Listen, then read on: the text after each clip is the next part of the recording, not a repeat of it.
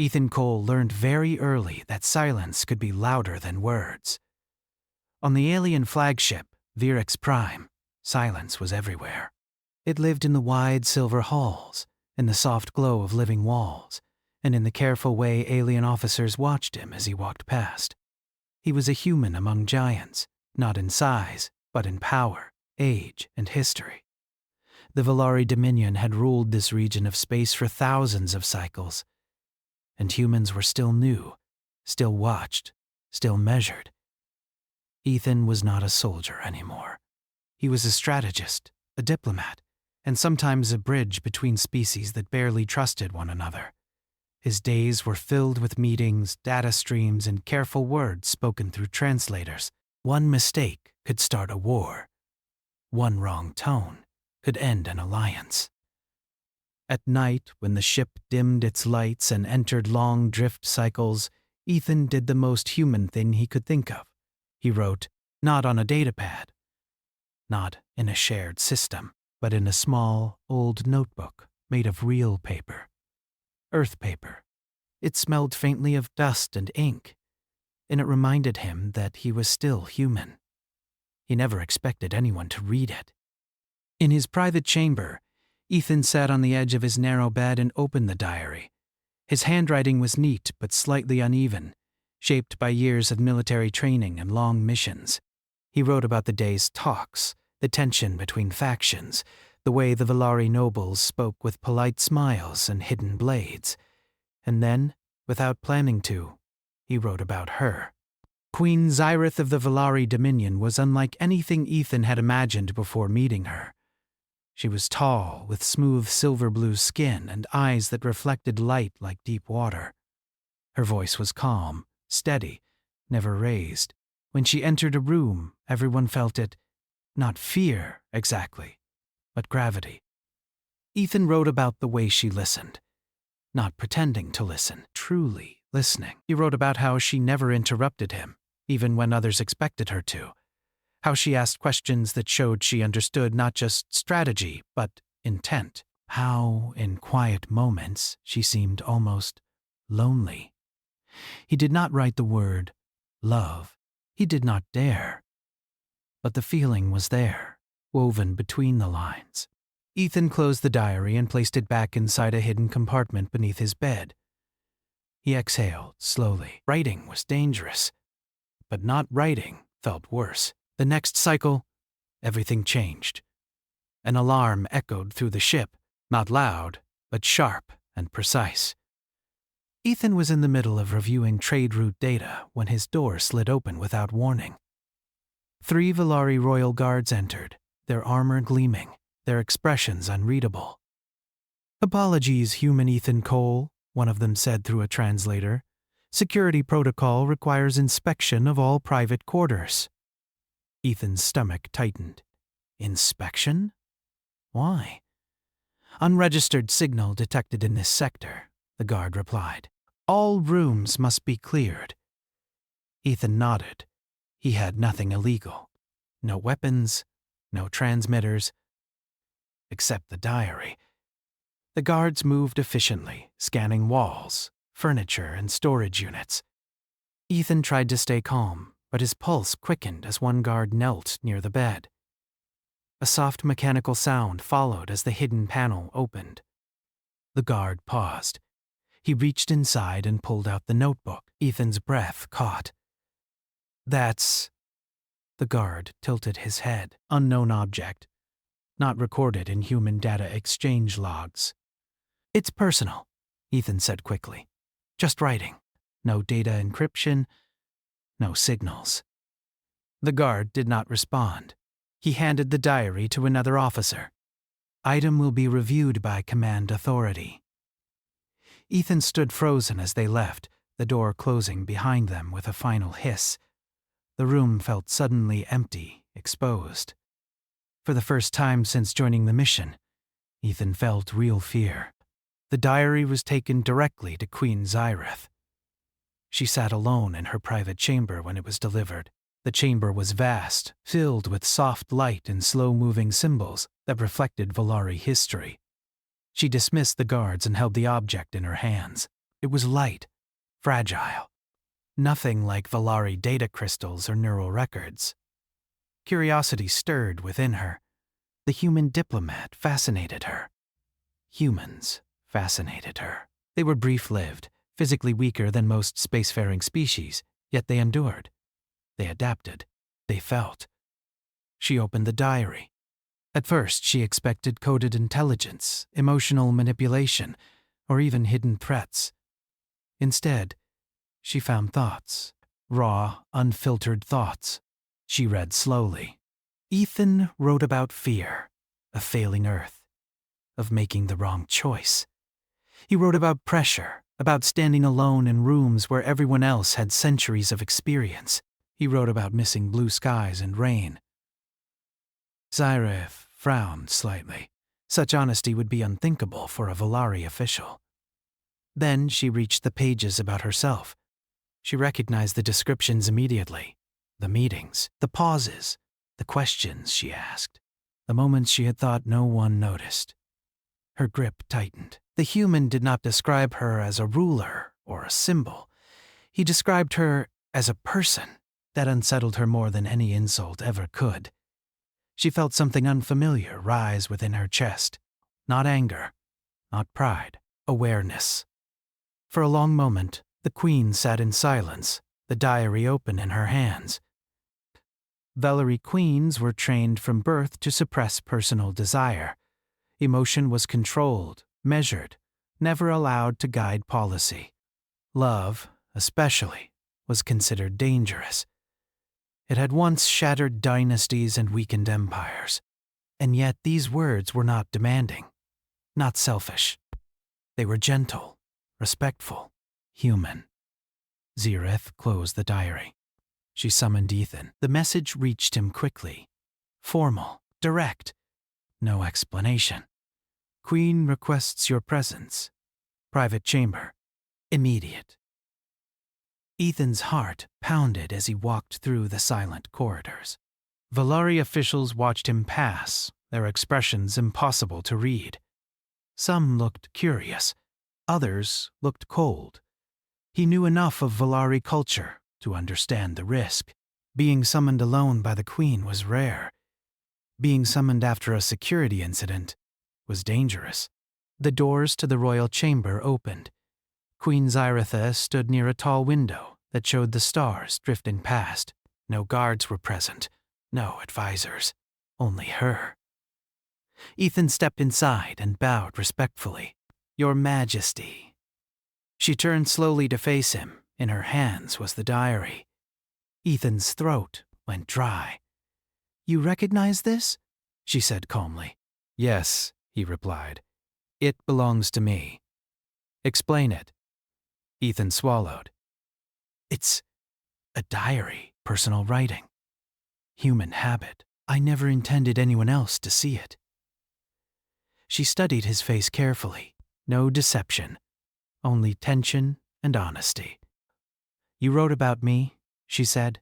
Yes. Why? Ethan hesitated. This was the moment where lies could save him, or destroy everything. He chose the truth. Because writing helps me understand the world, he said. And you are part of that world. Silence stretched between them. The Queen walked closer, stopping only a short distance away. Her presence was overwhelming not through force, but through focus. She opened the diary to a marked page. These words, she said. They suggest an attachment. Ethan did not look away. They suggest respect, trust, and more. He breathed in slowly. Possibly. Her eyes narrowed slightly, not in anger, but in deep thought. Do you understand what such feelings mean in my culture? She asked. Yes, Ethan replied. That's why I never spoke them aloud. The Queen closed the diary and held it against her chest, her voice lowered, losing some of its formal tone. Valari queens do not inspire affection, she said. We inspire loyalty, obedience, fear. You inspire calm, Ethan said quietly, then froze. He had not planned to say that. Zerath looked at him sharply. Calm? Yes, he continued, carefully now. When you enter a room, conflict slows down. People listen. Even enemies hesitate. That's not fear alone. For the first time in her reign, Queen Zyrith did not know how to respond immediately. She took one step closer. Her voice dropped to a near whisper. Human Ethan Cole, she said. Are you in love with me? The words hung between them, fragile and powerful. Ethan's heart thundered in his chest. The galaxy seemed to pause. And in that moment, nothing, no alliance, no empire, no war, felt more dangerous than the truth waiting to be spoken. The question did not demand an answer right away, yet it pressed on Ethan's chest like a physical weight. For a long moment, neither of them moved. Queen Zyrith stood very close now, close enough that Ethan could see the fine patterns along her skin, marks of age and lineage that no public record ever showed. Her eyes were steady, searching, not angry. That frightened him more than anger ever could. Ethan lowered his gaze slightly, not in submission, but in respect. Your Majesty, he said slowly, choosing each word with care. Humans have many kinds of feelings. Not all of them are simple. Not all of them are reckless. She waited. She was very good at waiting. He lifted his eyes again. If you ask whether I feel admiration, trust, and a deep respect for you, then yes, I do. If you ask whether I ever allowed myself to think beyond that. He paused, then shook his head. I knew better than to cross that line. The Queen studied him as if he were a puzzle she had not known existed. In Valari history, she said, emotional attachment to a ruler has always ended in disaster. Either the ruler becomes weak, or the admirer becomes dangerous. I don't want either of those things, Ethan replied. I never did. Silence returned, thick but not hostile. Finally, Queen Zyrith stepped back. The air seemed to breathe again. She placed the diary on a low table made of living crystal. You will not be punished, she said. Ethan's shoulders loosened slightly, though he did not relax completely. This diary, she continued, contains no treason, no manipulation, only honesty. That is rare. Her eyes narrowed just a fraction, but rare things are also risky. I understand, Ethan said. No, she replied softly. I do not think you do, not fully. She turned away from him and looked out at the stars again.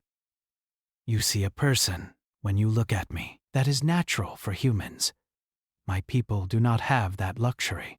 A queen is not raised as a person. She is raised as a function. Ethan listened. He did not interrupt.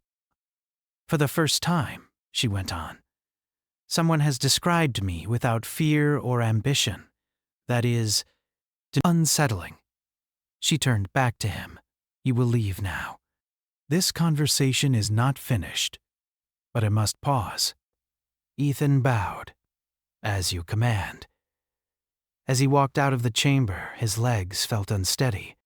He did not know if he had survived something, or begun something far more dangerous. News traveled fast on a ship like Viewership Prime. Within one cycle, whispers moved through the halls. The human diplomat had been summoned alone. The Queen had dismissed her guards. The meeting had lasted longer than protocol allowed. Valari nobles noticed changes. The Queen delayed certain orders. She listened longer during council sessions. She asked questions that went beyond efficiency. Some saw wisdom. Others saw weakness. Among the High Council was Lord Caelorix, an elder Valari noble whose lineage traced back to the old wars. He had always believed humans were a temporary tool, useful, clever, but fragile. This human has disrupted balance, Caelorix said during a private council gathering. The Queen's focus has shifted. Another noble clicked their mandibles thoughtfully. Or perhaps she has gained new perspective. Calyx's eyes hardened. Perspective is a luxury of the weak. While politics churned, Ethan tried to return to normal life. He attended meetings. He gave reports. He spoke calmly and professionally. But the weight of the Queen's questions stayed with him. At night, he lay awake staring at the ceiling of his chamber, resisting the urge to write. Without the diary, his thoughts had nowhere to go. Meanwhile, Queen Zeroeth found herself returning again and again to the words she had read. She had returned the diary to a secure place, yet the sentences remained in her mind. The way Ethan had described her presence. The way he had noticed her silences. Volari queens were trained to analyze threats, not feelings. Yet she found herself doing exactly that, analyzing an emotion she did not fully understand. It was not desire. It was not dependency. It was awareness of being seen. She summoned her personal historian, an ancient Volari named Sereth, whose role was to advise without politics. "You have studied the fall of dynasties," the Queen said. "Tell me, was emotion the cause or merely the excuse?" Sereth considered carefully. "Emotion revealed weakness, Your Majesty. But suppression of emotion created blindness. Both paths have danger." The Queen dismissed him, unsettled by the answer. The tension reached a breaking point during the next full council assembly. The chamber was filled with nobles, military leaders, and observers from allied species. Ethan stood at his assigned position, slightly behind the human delegation. Lord Calyx stepped forward. "Your Majesty," he said, "we request clarification regarding recent irregularities." The Queen raised an eyebrow. "Clarification of what nature?" "Of influence," Calyx replied. "Specifically, human influence." Murmurs rippled through the chamber. Calyx gestured, and a projection appeared in the air, translated excerpts from Ethan's diary, carefully chosen. Stripped of context. "This," Calyx said, "is evidence of emotional fixation, a known human weakness. Such fixation can lead to manipulation." Ethan's blood ran cold. The Queen did not look at him. Her gaze remained locked on Calyx. "You violated my private authority to obtain this." "I acted to protect the Dominion," Calyx said calmly. "A queen, influenced by affection, cannot rule objectively." Ethan stepped forward before thinking. "Your Majesty, this is my fault." The chamber fell silent. He faced the council. "Those words were never meant to influence anyone. They were private. If there is blame, place it on me, not the Queen." Calyx smiled slightly. "A noble sacrifice, or a calculated move?" Ethan met his gaze steadily. "Humans' right to understand themselves, not to control others." The Queen finally spoke. "Enough." Her voice carried absolute authority. "The diary was not an act of influence," she said. "It was an act of honesty. If honesty frightens this council, then the problem lies not with the human." Calyx bowed stiffly. "Then what is your judgment?" The Queen looked at Ethan. "For now," she said, "human Ethan Cole remains under my protection. This matter is under my direct review." The message was clear. The challenge had failed, for now. After the council dispersed, the Queen summoned Ethan once more. This time, the room was smaller, less formal. "You spoke without permission," she said. "I did," Ethan admitted. "I'm sorry." "You risked yourself," she observed. "Yes. Why?" "Because the accusation was false," he said. "And because letting others believe you were compromised would be worse than any punishment I could face." The Queen studied him quietly. "You continue to surprise me," she said. "Humans protect their leaders with loyalty. Volari protect them with distance." "Distance doesn't stop knives," Ethan replied gently. "It just hides them." A pause. She moved to the table and retrieved the diary. She held it out to him. "Take this back," she said. "I will not read further." Ethan accepted it with both hands. "Thank you. This changes nothing," she added, "and everything." He looked at her, confused. "You will continue as before," she said. "But understand this. You have introduced uncertainty into my rule. I must decide whether that uncertainty is poison or strength." Ethan nodded. "I understand." As he turned to leave, she spoke again, her voice lower. "Human Ethan Cole." He stopped. "I did not answer my own question," she said. "Do not answer it either. Not yet." He bowed and left, his heart racing. Behind him, Queen Xyrathit stood alone, holding the weight of an empire, and, for the first time, the quiet pull of a feeling she had never been taught how to name. The calm did not last. On Vyrix Prime, calm never did. 3 cycles after the council confrontation, the ship entered a high alert state. Not because of an external enemy, but because something far more dangerous was moving quietly inside the Dominion itself. Queen Xyrath felt it before anyone reported it. Power shifts always left patterns, and she had learned to read them like star charts. Orders were delayed. Reports arrived slightly altered. Loyal officers were reassigned without her approval. Someone was testing her authority. Lord Caelyrx did not hide his disapproval anymore. He spoke openly among the nobles, carefully using tradition and history as weapons. He never accused the queen directly.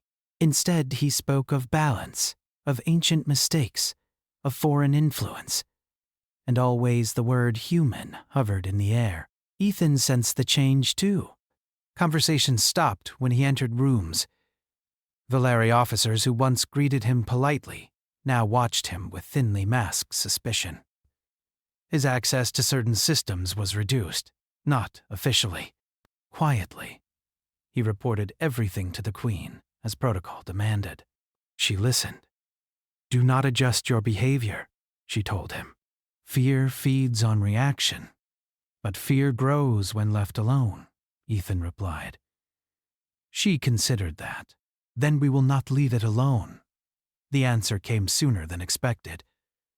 During a routine strategy briefing, armed royal guards entered the chamber and surrounded Ethan. Their weapons did not rise, but their presence was unmistakable. By authority of the High Council, human Ethan Cole was placed under temporary containment. The room erupted in quiet shock. Ethan did not resist. He raised his hands slowly, keeping his movements calm. He looked toward the Queen. She did not stop them. Not because she agreed, because she understood the trap. If she intervened too quickly, they would claim she was already compromised. If she remained silent, they would expose themselves. Ethan was escorted to a secure chamber, deep within the ship. Not a prison, but close enough. The door sealed with a heavy sound that echoed in his chest. Alone, Ethan sat on the narrow bench and exhaled slowly. This was it, he thought. This was the cost. Meanwhile, Lord Caelyrx addressed the council. "We act not against the Queen," he said smoothly, "but for her. The human will be questioned, his influence measured.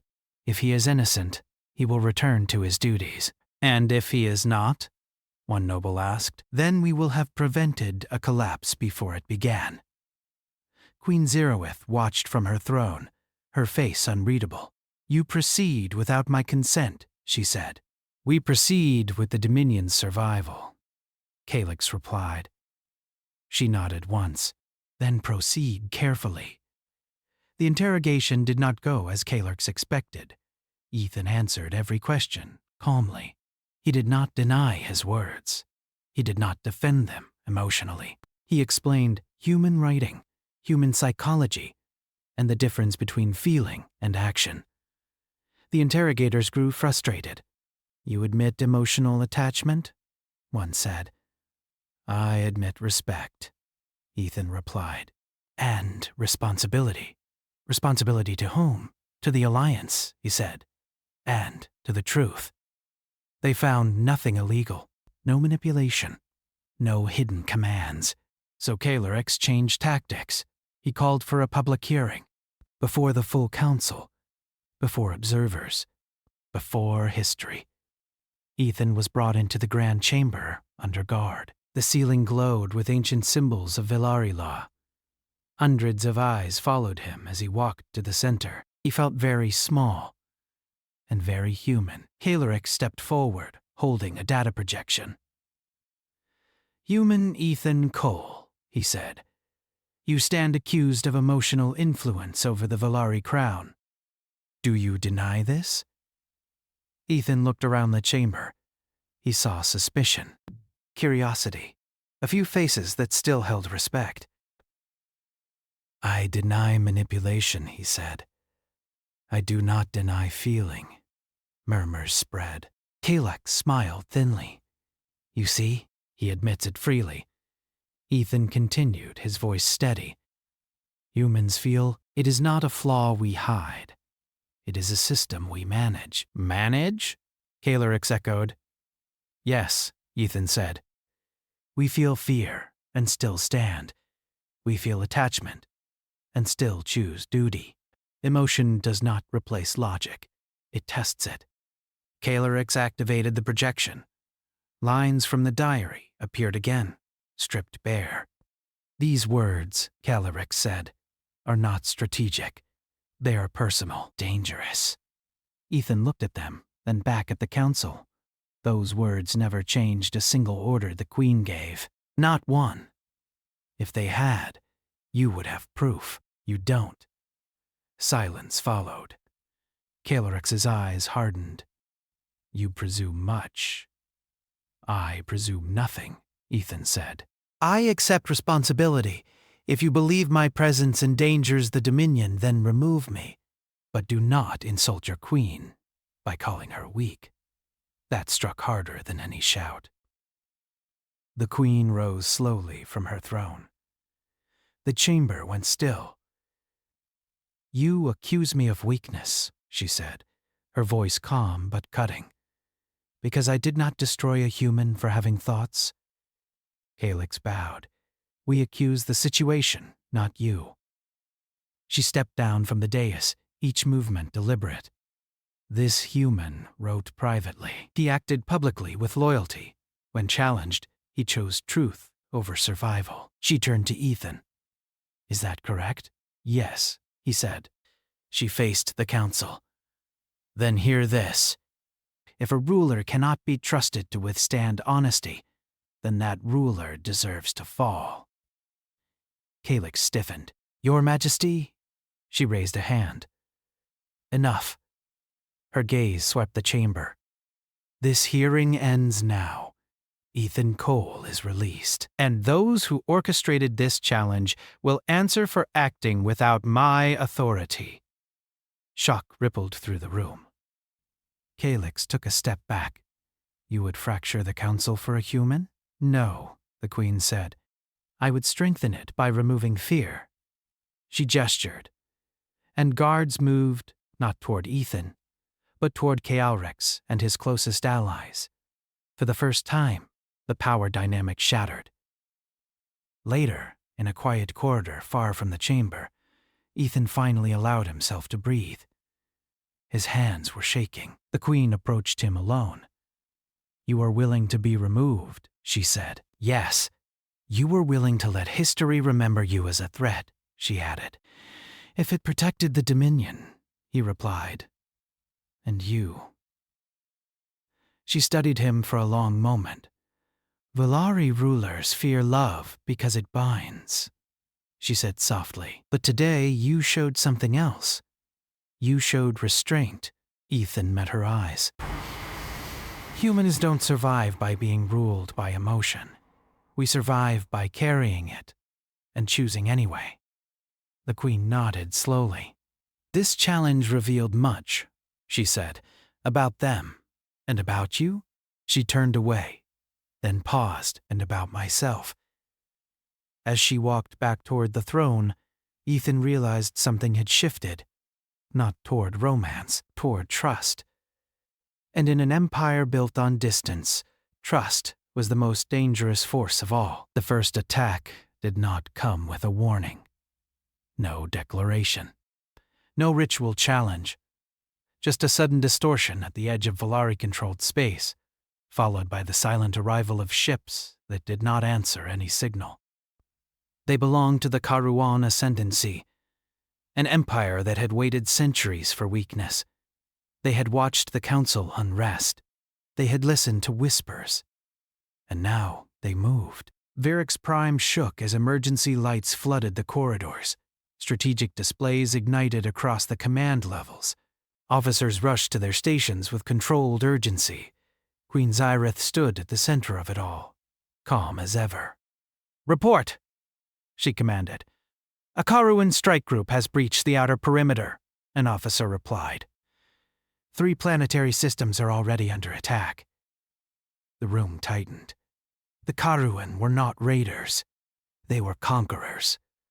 They broke civilization slowly, carefully, until resistance became impossible. Ethan stood a few steps behind the Queen, reading the data streams as fast as his mind could handle. His heart sank. "They chose this moment," he said quietly. "They think the Dominion is divided." The Queen did not deny it. "They are not wrong." She turned to the command staff. "Initiate full defensive posture. Mobilize the 3rd and 7th fleets. Secure civilian corridors first." Her voice never wavered. As the orders went out, Ethan noticed something subtle. She was listening more than before, not just to Valari voices, but to him, to the humans embedded across the Alliance network. Later, in a smaller strategy chamber, the Queen met with her closest advisors. Ethan was among them, not at the center, not in command, but present. "Speak freely," the Queen said. "I want all perspectives." That alone was revolutionary. A Valari general proposed a scorched defense strategy. Sacrifice the outer systems to draw the Karunun into a trap. It was efficient. Cold. Ethan listened, then spoke carefully. "That will work militarily. But those systems hold allied species. If we abandon them, we win the battle and lose the future." The room went quiet. The Queen turned to him. "What do you suggest?" "Hold the line longer than logic suggests," Ethan said. "Humans do this often. It costs more in the short term, but it builds loyalty that lasts generations." A noble scoffed softly. "Emotion over efficiency." Ethan met his gaze. "Long-term efficiency is built on trust." The Queen raised a hand. "Enough. We will adapt." She ordered a hybrid strategy. Defensive holds reinforced by rapid evacuation and targeted counterstrikes. Risky, slower, but humane. The war unfolded brutally. Valari ships clashed with Karuun vessels in silent arcs of light. Planets burned. Evacuation convoys fled through unstable corridors. Loss reports stacked up. Through it all, Queen Zyrith remained unbroken. Ethan stayed near her, working endlessly, translating human tactical instincts into Valari doctrine. Explaining why humans held positions that logic said were lost. Why morale mattered. "You fight like you expect to lose," one Valari commander said after a costly engagement. "We fight like losing matters," Ethan replied. In quiet moments between crises, the Queen observed him. She saw the way exhaustion weighed on him, the way he still stood when others sat, the way he never asked for credit. One cycle, after a narrow victory that saved an allied world, the Queen dismissed the chamber and remained alone with Ethan. "You could have been removed," she said. "Exiled. Forgotten." "Yes," Ethan replied. "You chose to stay," she continued, "to risk death in a war that is not your own." Ethan thought for a moment. "It is my own now." The queen looked at him differently then, not as a curiosity, not as a variable, as a constant. The Karuan adapted quickly. They targeted command nodes. They spread misinformation. They attempted assassination. Once, twice. During the third attempt, Ethan was nearly killed. A Karuan infiltrator breached an inner deck during a system blackout. Ethan had been carrying reports to the Queen when the lights failed. The attacker moved fast, silent, lethal. Ethan reacted on instinct. He slammed the emergency seal and threw himself behind cover. He was not a soldier anymore, but some training never left. Security arrived seconds later. Too late to stop the blade from cutting his arm. The Queen reached him moments after. She saw the blood. Something inside her broke through layers of discipline built over centuries. "You are injured," she said sharply. "It's nothing," Ethan replied, even as pain throbbed. She summoned medical aid immediately and remained until he was treated. She did not leave. Valari queens did not wait at bedsides. Later, alone, she confronted what that moment had revealed. Fear, not fear for the Dominion. Fear of loss. That realization terrified her more than any enemy fleet. The war turned. Human strategies began to reshape Valari doctrine. Not replacing it, but expanding it.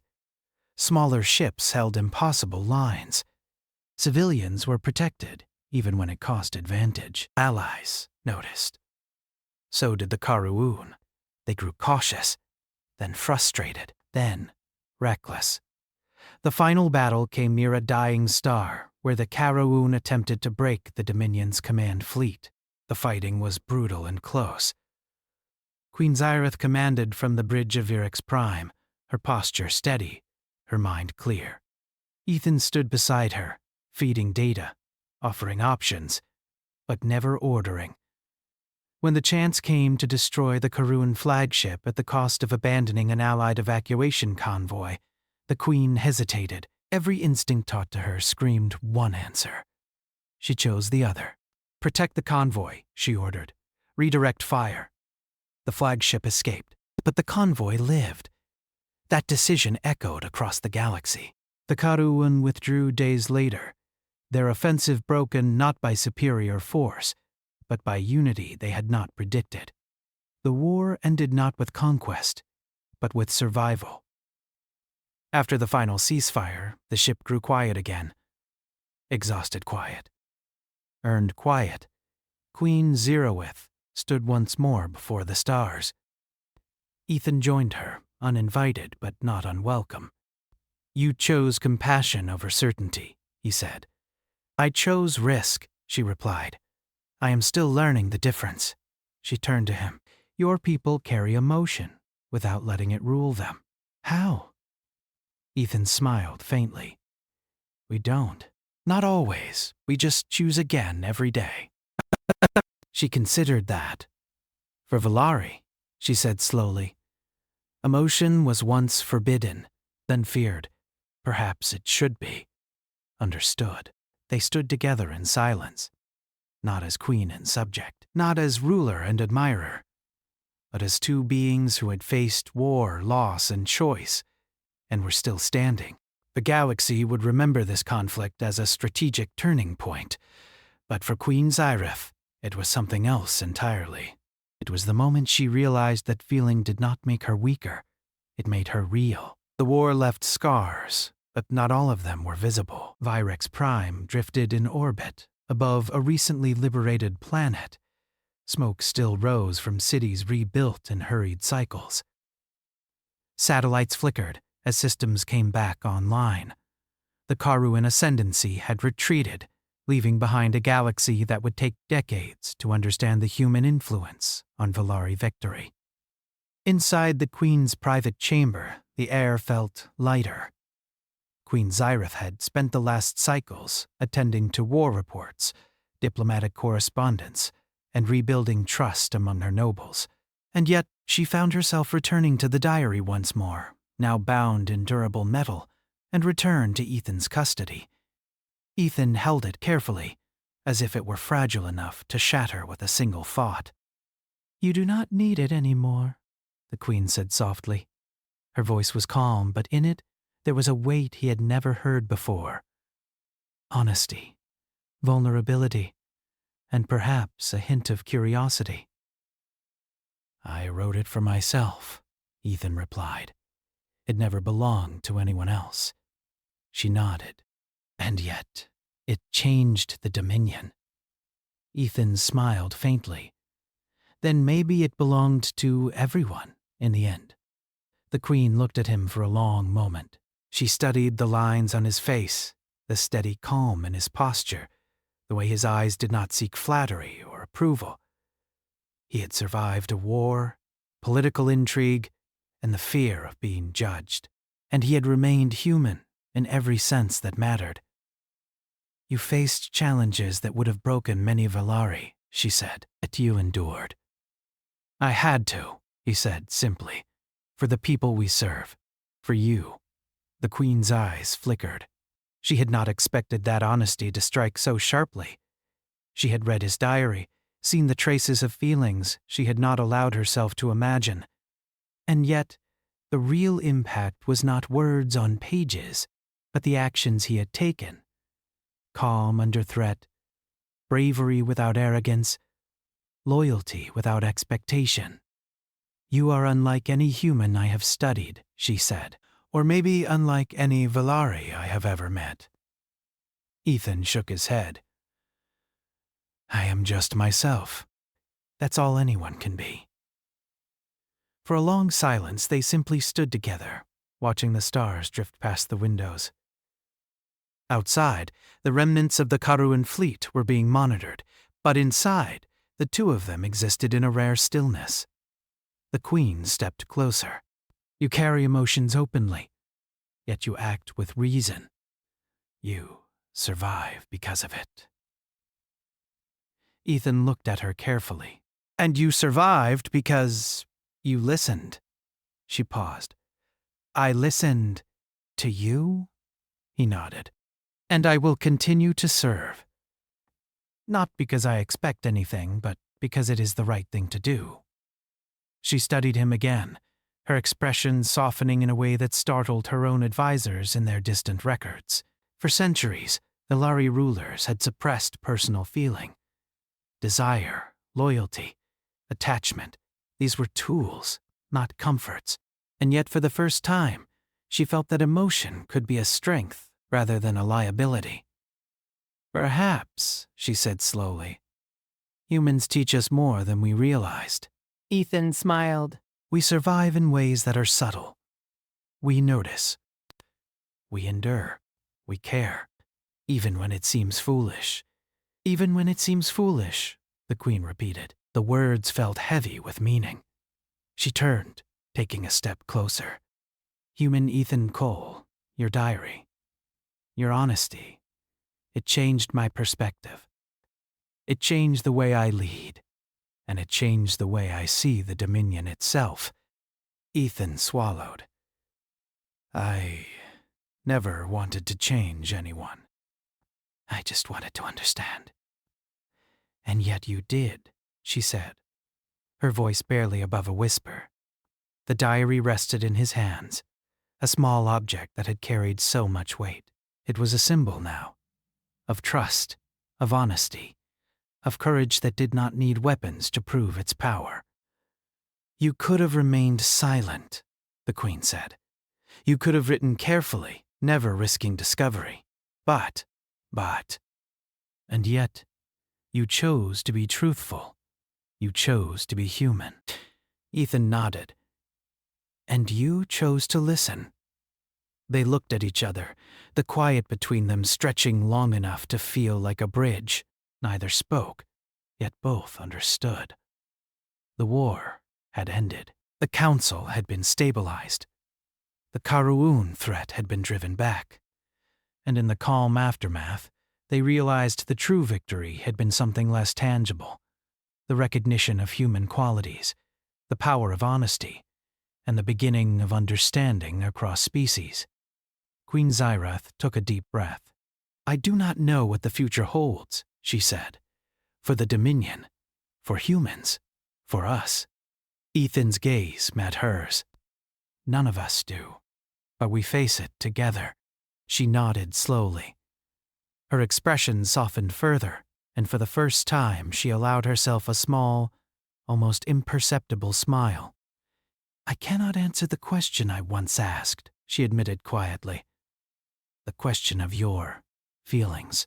You don't need to, Ethan said. The truth is enough. Knowing we face challenges together, knowing you see me as I am, that is enough. For a long moment they simply stood, each processing what had been shared, what had been risked, and what had been learned. The stars outside were calm, yet distant storms waited. But for now, the room was quiet. And for the first time in cycles, the future felt like a space they could shape together. The Queen finally reached out, placing a hand lightly on the diary. Take it with you. Keep it safe. Ethan accepted it. It will always remind me of this time, he said, of the lessons, the battles, and the people we protect. Then it is yours, she said, as it was meant to be. As he turned to leave, she whispered, softer than any command, softer than any law. If this is what humans call love, then perhaps I wish to understand it. Ethan paused at the doorway.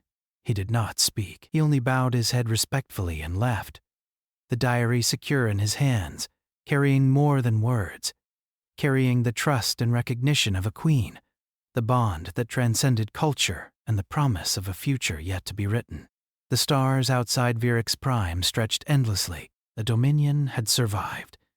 Humans had earned respect, not by conquest, but by endurance, honesty, and courage. And one small, fragile diary had changed the course of history, quietly, completely, and irreversibly.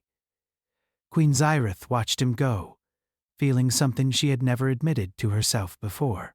A quiet certainty that the galaxy had shifted not through weapons or politics, but through human strength, and through the choices of one human who dared to be honest.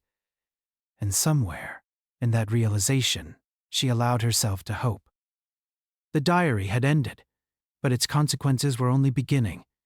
The Dominion, the humans, and the Queen herself would move forward together, each shaped by courage, each defined by resilience, and each ready to face the future not with fear, but with understanding.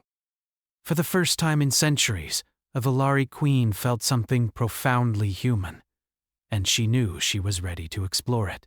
The galaxy waited, and so did they.